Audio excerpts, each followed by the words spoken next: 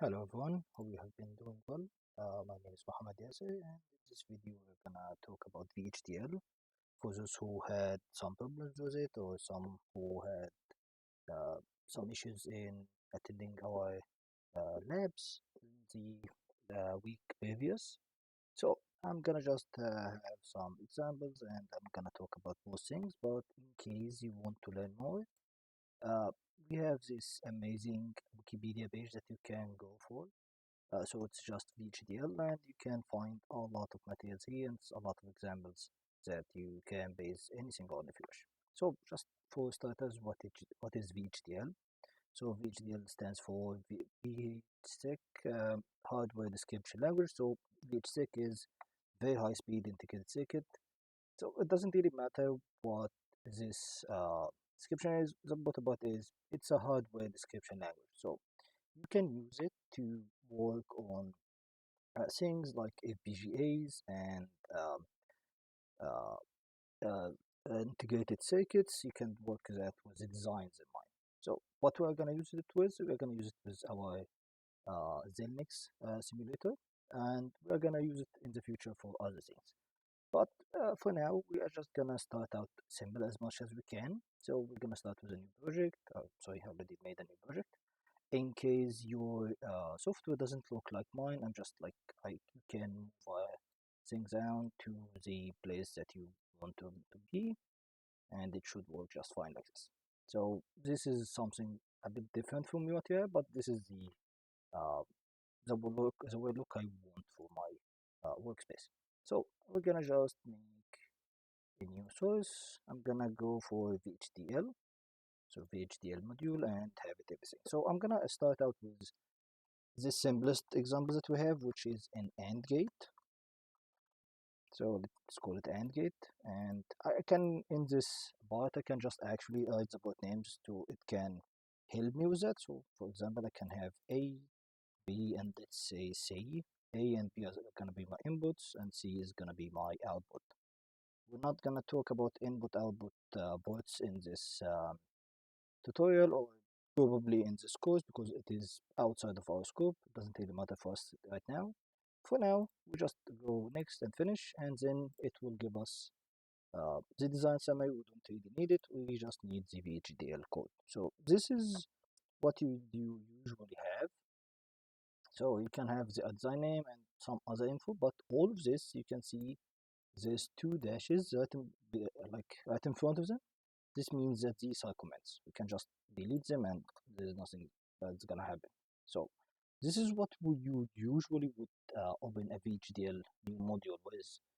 You'll find some libraries, some views, and an entity, and something called architecture. So let's go over this. So libraries are similar to whatever programming languages that you have used before. They're gonna store all of our data types and all of our pre-built uh, codes and macros, for example. So uh, if we're starting out with what we have is something called entity and architecture. So I am building something called AND gate. So up until this point, VHDL or Xilinx doesn't know what an AND gate does. It's still something I'm building on. So it needs two things, an entity and an architecture. So the entity is gonna show the software what are the ports that we are gonna be using inside of this uh, entity, inside of this object that we are working with. In this case, it's a logic gate, but in some cases, it can be a whole computer if you wish. So in my case, because I already made it, I wrote A as an input, B as an input, C as an output.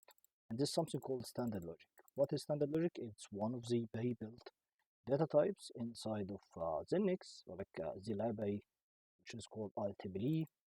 If you don't know what the IEEE, I suggest that you Google that, because there's a lot of information about that. But yeah, so standard logic is setting out our input or output of basically our board to be either a 0 or a 1. So the reason that we have this here is that we can actually have our input or output be a vector instead of like a single bit. In this case, it's just a single bit, so we're going to talk about standard logic first. So we have our AND gate now. Does this end it? If I run it right now, will it work? No, because there's another part that is very important for our thing, which is the architecture of it. So you can see there's something called architecture behavior of AND gate is. So this is saying that whatever I'm gonna write over here is gonna be the way this gate is gonna behave. So for example, I would like to have the input and output of A and B are connected like this. I want A to be ANDed with B and the output gonna be with C. So if I do this, so C, and this is our assign operator, this means that whatever is on the right side is gonna be uh, uh, compiled or simulated, and the output of it is gonna be saved or assigned to C. So I wanna say A and B and then semicolon. So this is very similar to what you have in any programming languages. So A and B, this means that we are gonna operate on both of them, and I'm gonna let me just do this, and then the output of that is gonna be saved into C. So this means that I already finished my AND gate. I did the boards and I did the architecture behavior of it. So what is the next step? The next step is gonna be to select it, make sure that you have it over here on synthesis and implementation, and we're gonna do something called synthesize. So synthesize is supposedly we are building this for an FPGA, so this is gonna be written on the hardware. So we actually need to simulate this being on the FPGA, because if there's any problems, if there's like too much logic or something missing, it will show up for us. So I'm gonna right click and then none. Yes, so I would like to save changes. I didn't press Ctrl S, that's a problem there. Sometimes the synthesize process would show errors. Sometimes it show warnings, and sometimes it just would fail. If there's errors, you should have the marker of errors over here. If you go there, you will see some errors. If there are warnings, this is not gonna be a problem. In our case, there's a warning, so project management. It says line 0 duplicate design unit module and gate. So it says that this name has been used before. Why? Because I already did it in like a previous thing, maybe. Doesn't really matter. If it is a warning, it means that there is nothing stopping you from using it. But it is a bit of warning, so watch out for that. So for us to actually use this, we will need something called a test bench. A test bench is just a simulation that will use this and give you the output. So let me just go to project, new source, and I'm gonna go with something called test bench waveform. So I'm gonna call this T1 because I'm gonna do another test in the future, and this next. And here it will also like show you uh, all of the designs that you already synthesized. So if you have multiple, and this is something you can do, you can have multiple gates in your project, you can select which one you want to simulate with this.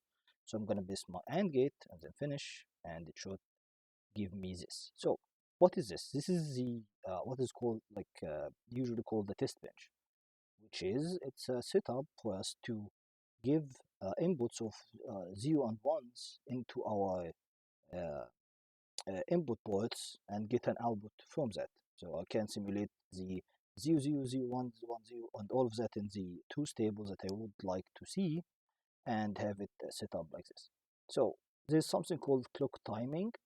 This is gonna be for my input setup time, as you can see over here, something called clock information. In some cases, we would like to simulate clocks because we would have an input of a clock that you probably have already taken in the class. But other times, we just need two inputs to change based on what I want. So there's on over here on this side, you can see there's clock information, and I can select which one of my input ports to be a clock. In my case, I don't need a clock. I can select also multiple clocks, and then I will need to select which ones are the clocks that I want, or something called combinatorial or internal clock. So this means that there will be an internal clock for my system, but I don't really need to look at it right now. I just need the inputs, and I will look at what they do. So this is what I'm gonna go with because I want to change A and B separate from any clocks. So I'm gonna press finish, and this is gonna be my test bench. It's gonna show me something very important. The blue sides means that these are the timings that the software is giving me to actually change the input. And you would see something called C, that's my output, and you have it at yellow. So usually this means that this is an output. If I can change it however I want, but it doesn't change anything because depending on the input, the output is going to change. So let's see that I want to simulate these two stables. So I'm going to start with 0, 0, 0, 1, 1, 0, and then let me just separate him with 1 in the middle, and then, oh, sorry about that, 1, 1. So this is 0, 0, 0, 1, this is 1, 0, this is 0, 0 again because I want to see the split. Or actually, let's actually go with it. So this is going to be 1 and 1. Okay, if I do this, sometimes, like most of the time, Xilinx will cut the output here because it will be stable to the end and it will not show it. So what I'm usually doing is I go again and repeat all of my two stable. Why? Because it will show out better. That's the only reason for that. So I'm just gonna repeat the same things that I already did. And so this is 0, 0, 0, 1, 1, 0, and 1, 1. Okay, so for me, I can press Ctrl S and I can actually start simulating this. I go over here and instead of synthesis, I want to go for behavioral simulation, press on T1 and go to process. And I'm gonna go over here. I can select simulate behavioral model, right click, and then if I do this, it should simulate my output. So 0, 0 is giving me 0 in output, 1, 0 is giving me 0, 0, 1 is giving me 0, and 1, 1 is giving me 1. I can see this, so this section is correct, and then we can like this is the bit that I was talking about, 0, 0, 0, 1, 1, 0, and then you can see that the end is not showing. Why? Because at the end, like at the end of my simulation, I kept the output at 1 till the end of the time in this, because already when we selected the testing bench, we had it set at the ending of it at 1000 nanoseconds. If I do this and I repeat the last step, which is simulating the behavioral model, it's gonna ask me a bunch of things. Did you make changes and so on? Yes, yes, yes. Sometimes you will get some errors like this. It doesn't mean that you did any problems or anything. Sometimes because it is a bit old of a software, it just needs to run again, basically. So as you can see, because I did one last change after that, it is actually showing for me now. So that's because of the 0, 0 at the end.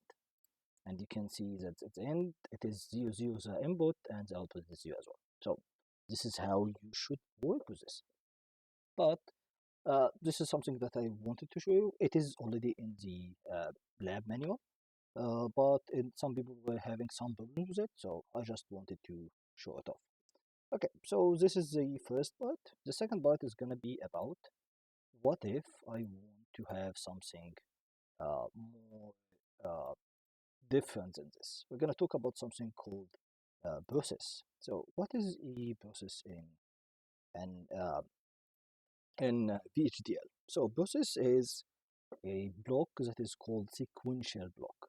So what it means is that you can do some sequential uh, processing inside of it.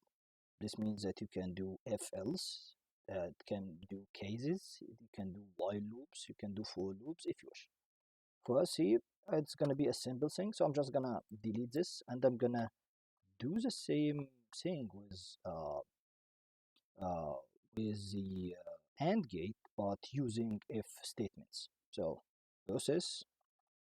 So as you can see, it's already in blue. That means that it is something we built into VHDL, or in the libraries that you implemented, the libraries that you imported. I mean, process is gonna always need you to show which variables or which signals or which ports it will work when either of these change. So if I press A, comma B, this means that whatever is written inside of this process is gonna, let me just end it before I forget. So end process. So this means that this is the end of my process. There's nothing else after that. But yeah, this means that this process is only like happening if either A or B change. If there's no change, whatever inside is not gonna work. So if by example, if I have A only, that means whatever change in B is gonna happen is not gonna actually affect this, and it's not gonna work. It's only working if A is changing. So let me have this. So yeah, I'm gonna have A and B with if statements. So let's start it out. So if a statement is pretty similar to how you would write them in any programming languages. So if, and then you would have your condition over here, and then you would add something similar to like, oh, this is gonna be my output. Let's say then, and then you would have whatever is happening inside of if in here. And then in the else, you just write else, and then you write whatever you want to process here. And then after that, you have to say end if, and you add a semicolon. So this will end your if block. So for our example here, I would like to say, because this is an AND gate, the only case that this is gonna actually reduce an output giving me 1 is when both A and B are 1. So to do this, I'm gonna say if A is equal to 1, and please don't forget about the single quotation. This is very important. It means that this is a value. And B equals to 1, then my output Y, I'm gonna assign it at the value of 1. And because this is a value, I need to have single quotation. Otherwise, I would like to have this as a 0 instead. So this covers what I already did before with one line. So why would you do this if it is already made in one line? I just wanted to show it to you that it is possible, and sometimes in the future you would want to implement logic that was not already pre-built into VHDL. You would like to have something that is more complicated and included not and or and multiple things, multiple stages of if statements. So at that point you will have to adapt with this, and you can use if you wish. So if I do this, I already made changes to my architecture, so I really need to go back to synthesis and rebuild, rebuild this. If I press Ctrl S, you will see that synthesis has a question mark on it now, because it says that the previous one that I already synthesized is different from whatever I have right now, so we actually need to synthesize it again. So if this one, it will do the failing part. Let's do it again, just to make sure, because I maybe have problems in here. Now it showed twice, then probably I have errors. So let's try going for errors and seeing what the problem is. Unexpected if. So there is an if statement over here that is unexpected. So what did I do wrong? Oh yeah, I know what the problem is.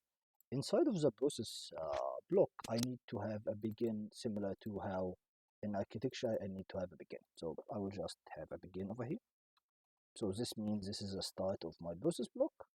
Let's Control S, let's start synthesize again, and hopefully it works just fine now.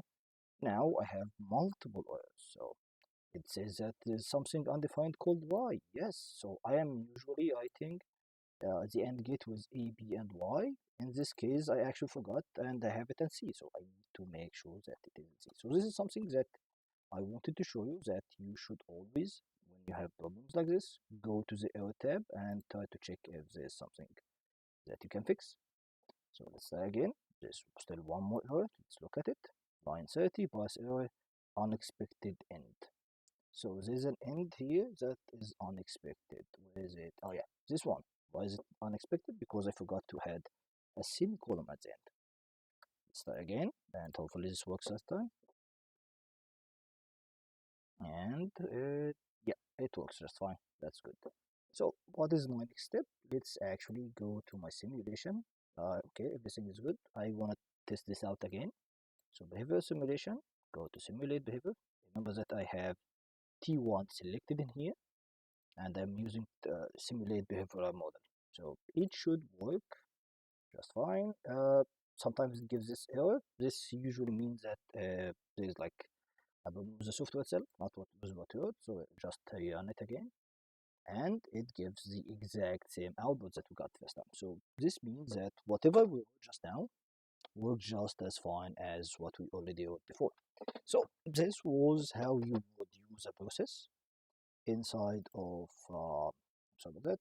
inside of VHDL, and how you can test it out.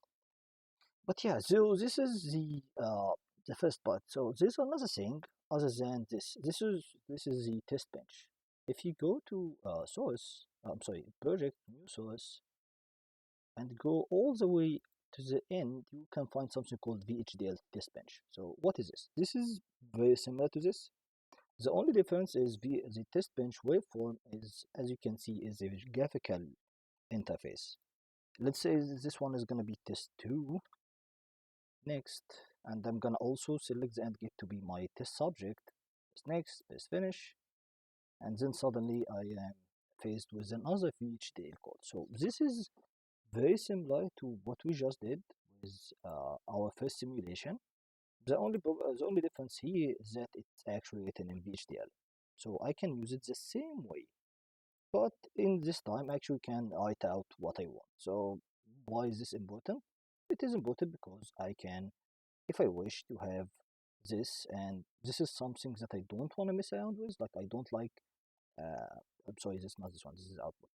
I don't want to mess around with this, like, oh, this is too finicky for me or something. Okay, so at this point, you just need to actually like write it in VHDL code.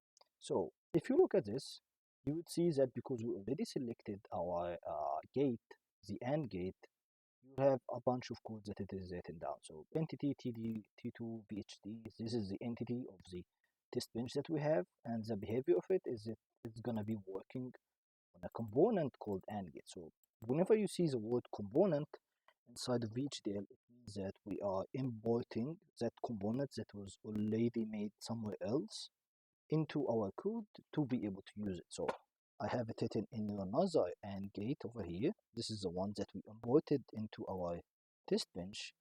And then you have all of your inputs and all of your signals. So this is the ports. So it's mentioning them so that the code would actually be able to use them, and then it splits them into input signals and output signals. So this is how it is actually like separated over here. As you can see, this is input and this is output. So this is actually the same. And you can see that it is set to zeros at the start because this is what we usually started with.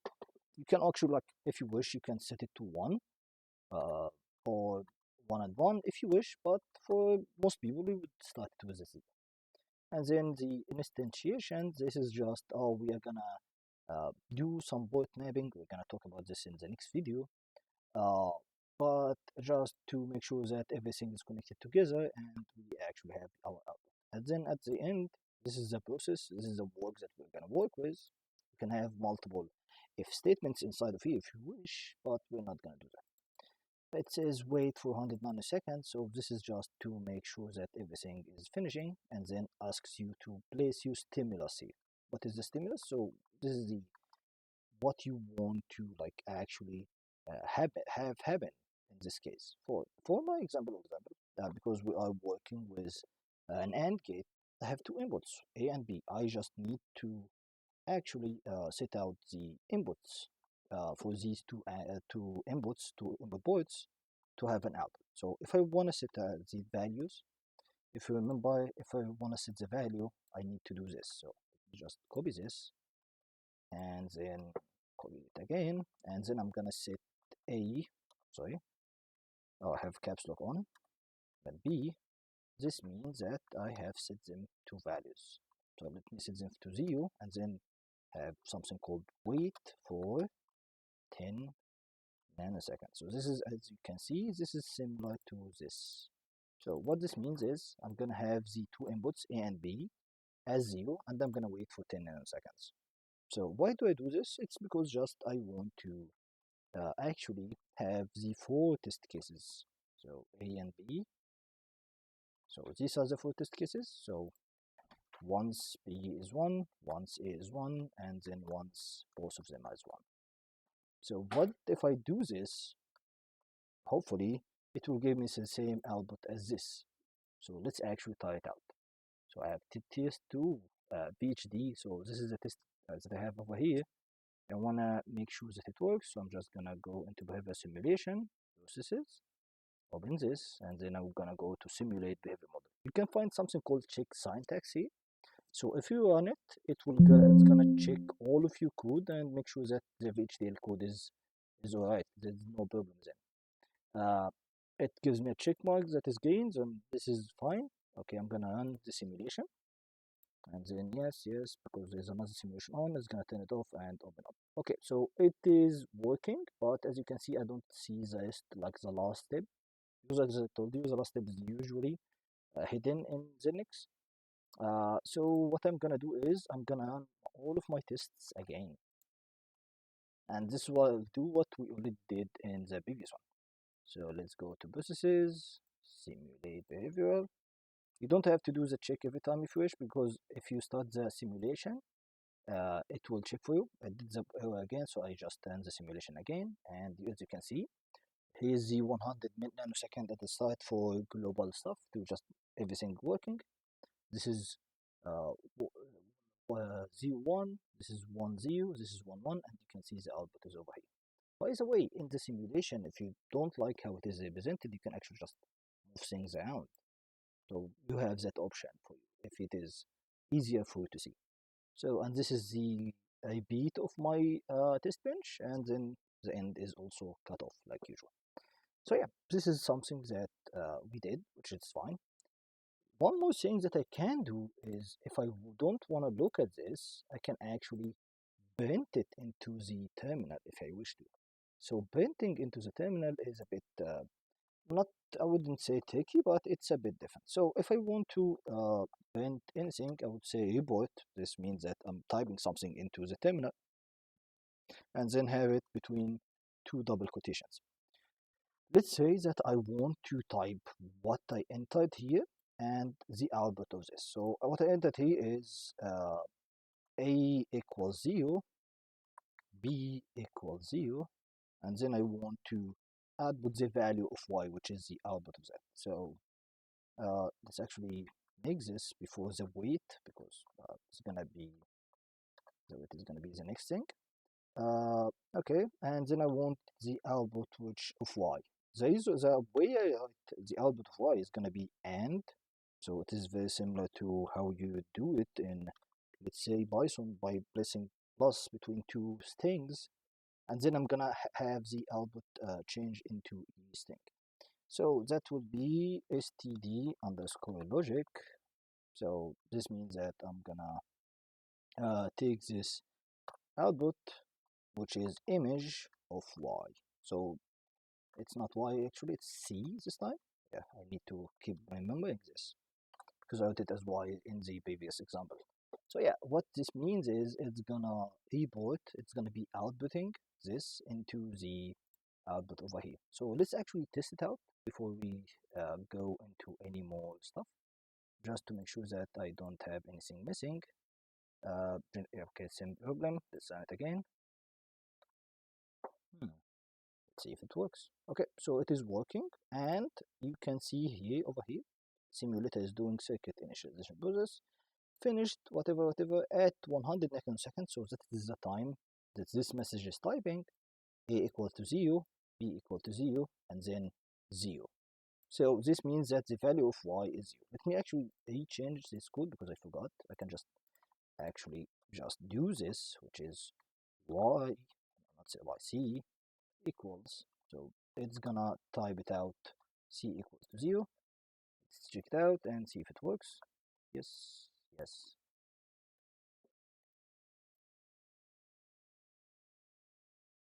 And again, you can see A equals to 0, B equals to 0, C equals to 0. It's between quotation mark because it is a value. So that's fine though. So I'm gonna just do this for each of the next things here.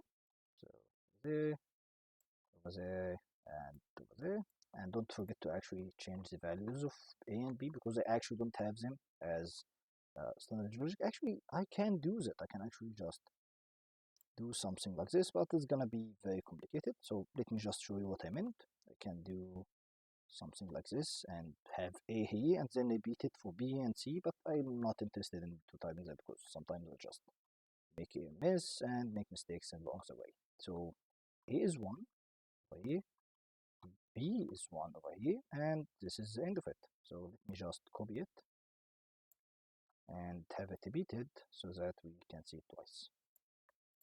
Okay, so let's test it out again.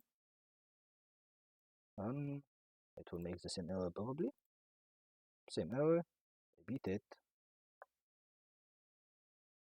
and then you would have your outputs, and over here you can see your what is very similar to a truth table. 0, 0 equals 0, 0, 1 equals 0, 1, 0 equals 0, and 1, 1 is equal to 0, which is a mistake. Okay, it's giving 1 on A and 0, A equals 0 and B equals 0. So I have a mistake over here. Not sure why is it happening. So let's check. Maybe I am actually typing it before the wait. Maybe.